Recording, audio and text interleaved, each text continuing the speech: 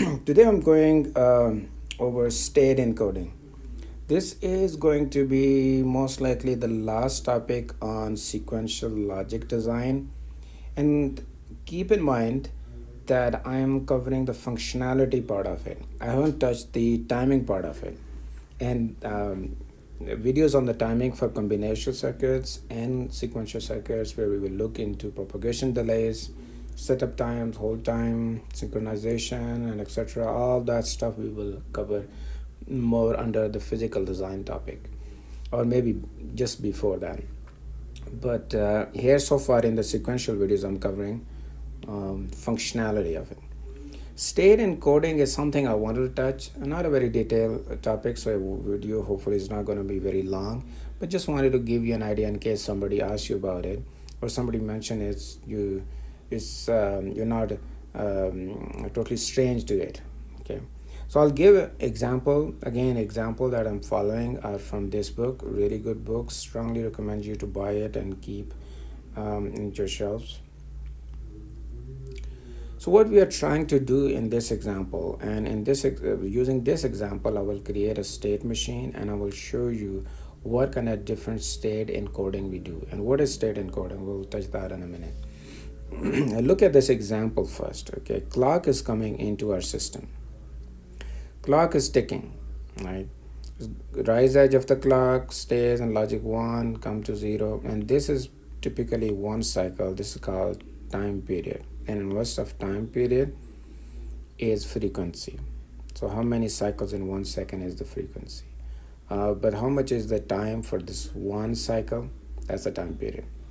So you can see that, okay, the problem, what we want to accomplish is we want to generate a signal like this 1-bit signal, which goes to from logic 0 to logic 1 on a particular edge or on any edge of the clock, but then it stays at 0, goes back to 0, goes back to 0 for the other 2 cycle. Actually, I think I might have a lot of things when I actually do it. I will touch on that. I think this needs to go all the way here because it changes on the next clock cycle. Let's do that right now. Alright. Oops. Somewhere here we will move it. Let's go with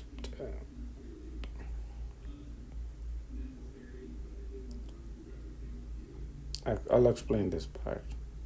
Let me fix it first. And same thing here. So over 3 cycles. So for 1 cycle, it stays 1. For the other 2, it stays at 0. So I need to go like this.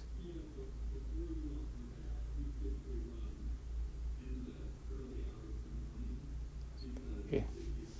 Not as kind of, oops. Alright, that's me. Oops. Oops. No.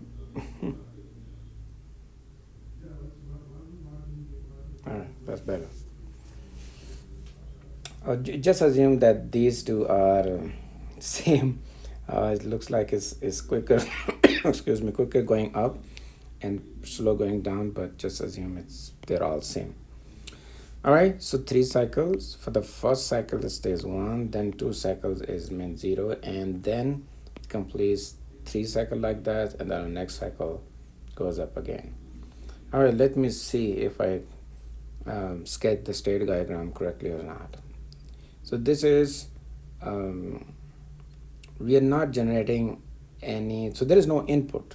The only input is clock, which clock is not an input to the state machine. Clock is input to the flip-flop, right? If you have followed my previous videos where I talk about state machines, let's say it's a move state machine. So this is next state, this is current state. Current state is fed here, inputs are here, Clock is here. So in this one, there is no input. So we only have this feedback coming into this, and then we have outputs over here. So that's what we have. So we get into first state on reset, go into S0. What we do is, and by the way, we get on the rise edge of the clock, I'm assuming. So we get on, I mean, this is a, oops, why I'm doing this thing. And there is a reset. Reset is on the rise edge of the clock, I'm assuming. Okay, we go in, and right away, in the very first state, here, it generates 1. Okay. Then, after 1 clock cycle, the next state that I'm determining, one is this, it goes into S1. And that means C will remain 1 for a cycle. And after this edge, we go into S1. I mentioned here too. So it's S0, and here we are in S1. And when we are S1, we pull C down to 0 after the rise edge of the clock, a little bit delay there. Then we go another S2, and on this state, we also keep the output C 0. So stay 0 there, and after that we go back. So here we go back to S0. So I think that's great. So we created kind of these cycles where we are pulling C is equal to 0. This is another way of doing it. I mean, you can do it another way. You can have a counter with adder, and you can generate some control signals so that when counter counts 0, 1, 2, when it reaches 2, you go back to 0. And you can generate that signal here. But this is a pretty simple state machine. You don't need an adder or anything like that. So you can generate this signal. Okay, hopefully you got it. Let's go into my state table. And I've always do it like this: current states, input, next state, then outputs. Output is C. Current state, we have 1, 2, 3 state, and this is how we have been doing. Whenever we have 3 state, I said, okay, we need 2 bits, because with 2 bits we can go 0, 0, 0, 1, 1, 0, and 1, 1. We can have 4 states, but since here we need 3 only, I'm not using 1 and 1. But there is another way to represent or to encode these states, and that is really the topic of this video. So we have 3 states. Another way to do is, instead of saying 2 bits, I can represent them in 3 bits. So instead of, this guy over here, instead of, let's go here, 1 bit, 2 bit, I can have the states in 3 bit. Must be wondering, hey, you are using now 3 flip-flops as opposed to, isn't that a waste of an extra flop? But stay with me and you will see some benefits of it. There are no inputs in this design. Clock we don't consider as clock is drive flip-flop, reset drives flip-flop, and state, so don't consider them inputs. Next state, again, actually I didn't explain what is the other encoding. I'm sorry for that. So the method that we adopted is called binary encoding. 0, 0, 0, 1, 1, 0. There is another way, which is one-hot, mean only one of these 3 is 1. I drew this one, but I forgot to explain it. So S0 in a binary encoding is 0, 0, but it's one-hot, only one of these 3 bits is 1. So you can see that if there are 3 states, we need 3 bits of 3 flip-flops, single bit. When it's 0, 1, I make the second bit 1. When S2, I make the third bit. There's no other combination of bits here that is valid. So this is 0, 0, 1, 0, 1, 0, 1, 0, 0, using 3 flops. So only one bit is one at a time. In this one we can have one as well. So yeah, this is called hot encoding, one hot, and this is binary that we have been doing typically. Now looking at the overall table, you can see S0 when it's 0 or 001. Next it is S1. When it's S1, next is S2. S2 is back to S0. So it's simple, there's no input other than reset and clock. And here you can see S1 is written as 010, S2 100, S0 001, not 000. And what's the advantage of that? Let's take a look here. In our typical case that I've been doing so far, that was binary encoding. What I do is I calculate next state, this and this outputs.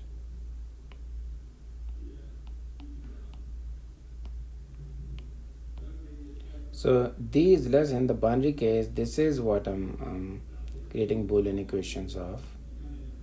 And this is not a new thing. So if you haven't studied state diagram, state machines, then watch my previous 3-4 videos. That will be clear to you.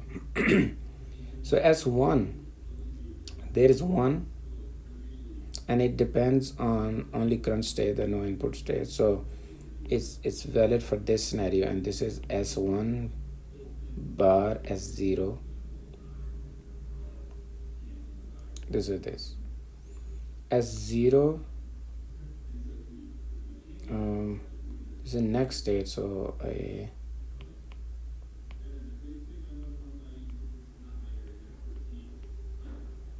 just want to make sure there's no confusion.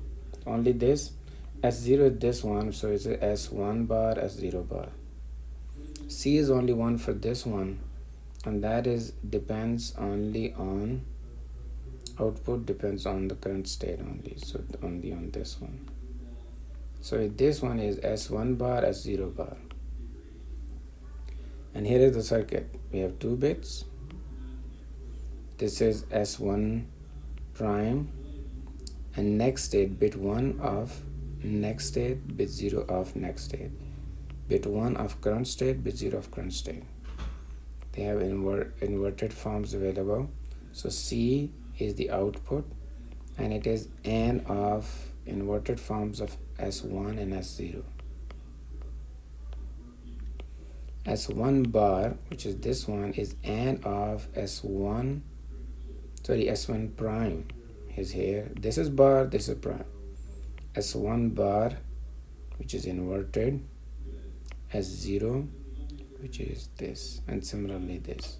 So you have 2 input AND gates, 3 input AND gates, 2 inverters, 2 bits here. Let's look into this hot encoding, this one. So let's calculate these ones first. Here you can see that S2 prime is 1 here.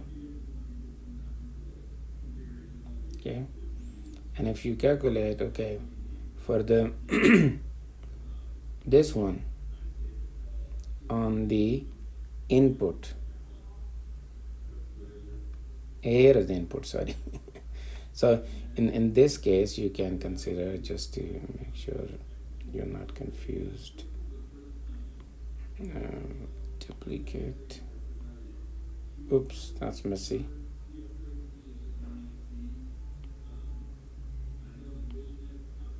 Okay, maybe let's not touch that thing. Duplicate, let's bring it here. These are current state, and these are, I'm not sure if I'll be able to bring everything. Yeah, I did. Alright, so S2 is 1 and S1 is 1. S2 is prime.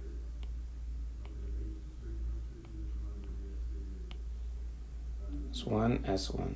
Here are you. S1 prime is 1 and S1 is 1. Hold on, what I'm doing. So S2 with S1 and S1 prime with S0, S0 prime with S2. Okay, these are correct. And C is 1 with S0. So look at this one.